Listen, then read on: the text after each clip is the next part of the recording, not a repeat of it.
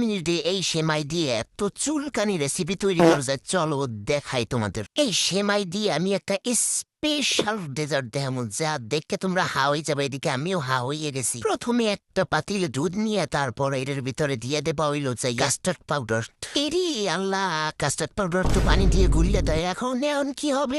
আমার ডেজার্টের অবস্থা দিবা রে, কি হইলো এটা আমার সাথে? সমস্যা নেই, মাথায় তো বুদ্ধি একটা না থাকলে আর একটা তো থাকেই।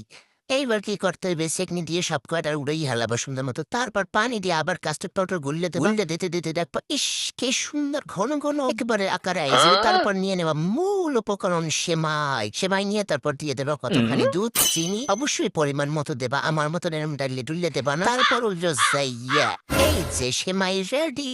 তারপর সুন্দর করে গ্লাসের চোখে আসুন, সুন্দর সুন্দর অল্প অল্প অল্প অল্প করে পিঙ্কিশ পিঙ্কিশ সেমাই গুলো দিয়ে দেবা। দিয়ে দেওয়ার পর সরে পিঙ্কিশ না ব্রাউনিশ ব্রাউনিশ। তারপর ডেকোরেশন করে নেওয়া। এত মজা ভাই, এটা যে এত মজা, একবার খাইলে বুঝতে পারবা। ওরে সেই স্বাদ রে ভাই, প্রচুর মজা।